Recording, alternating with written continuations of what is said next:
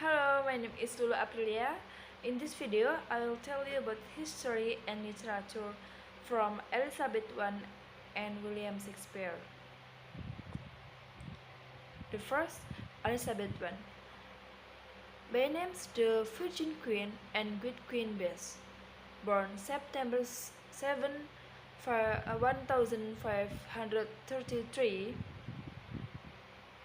Greenwich, near London, England.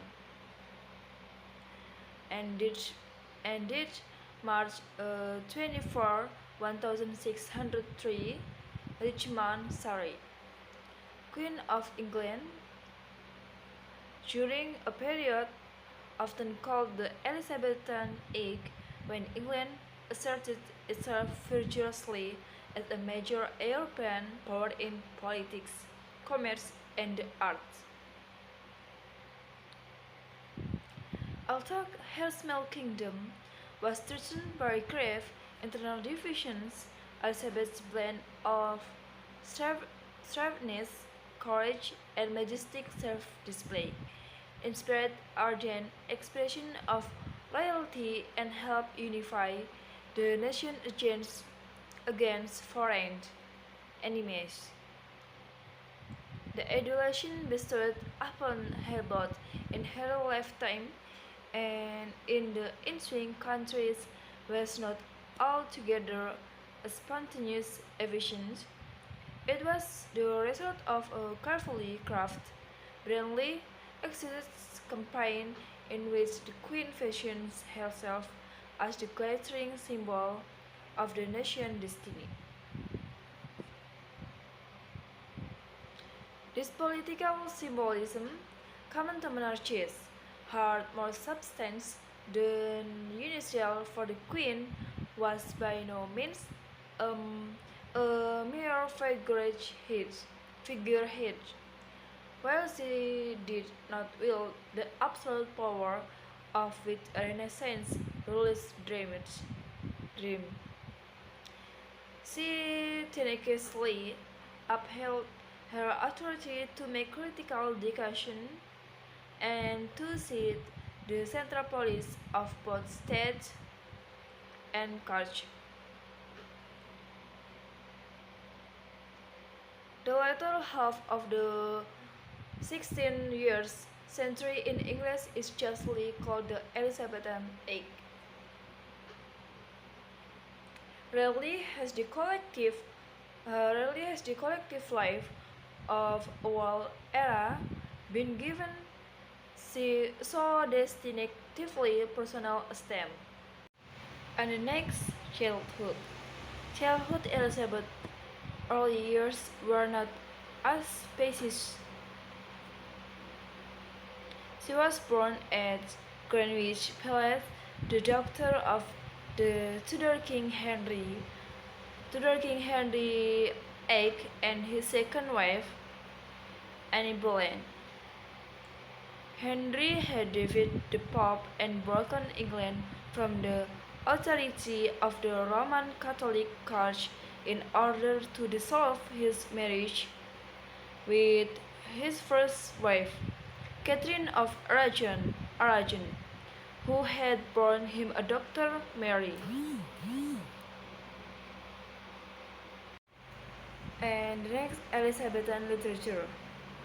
Body of works written during the reign of Elizabeth of England, probably the most splendid age in the history of English literature, during which such writers as Sir Philip Sidney, Edmund Spenser,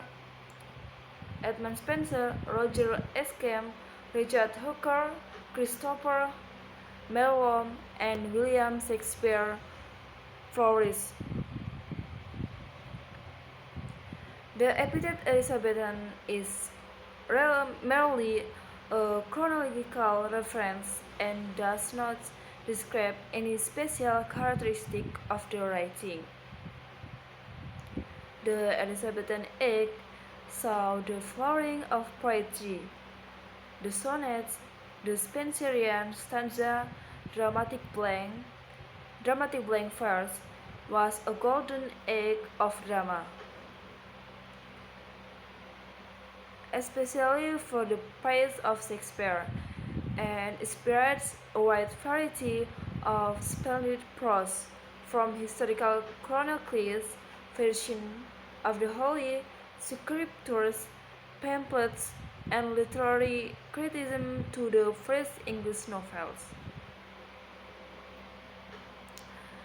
From about the beginning of the 17th century, a sudden darkening of tone became noticeably in most forms of literary expression, especially in drama, and the change more or less coincided with the death of Elizabeth.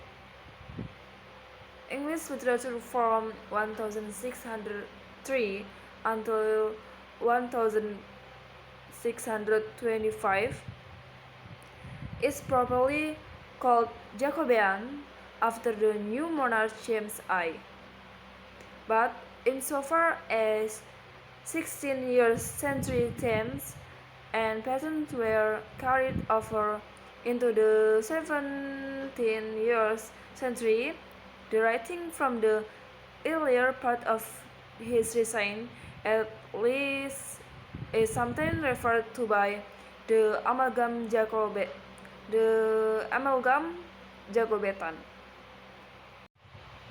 And next, I will tell you William Shakespeare.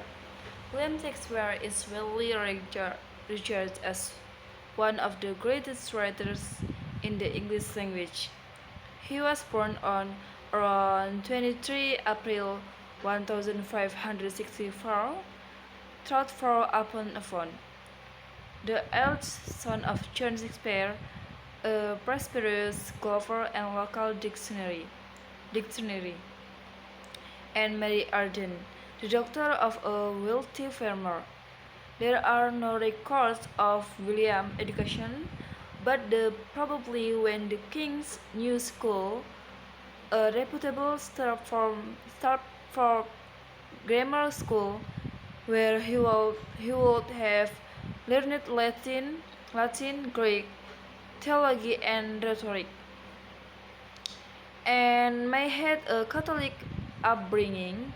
He may also have seen plays by the traveling theatre groups touring Stratford in the 1560 and 70 and 70. Sir, at 18, William married Anne Hathaway, and the couple had three children over the next few years. In 1613, the Globe burned down, and the same year Shakespeare retired from the London theatre world and returned to Stratford. He died on 23 April 1616 and was buried in Holy Trinity Church, where he had been baptized 52 years earlier.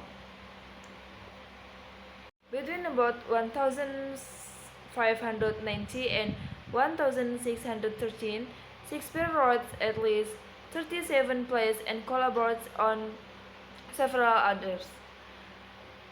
His 17 comedies include The Merchant of Venice and Much Ado About Nothing.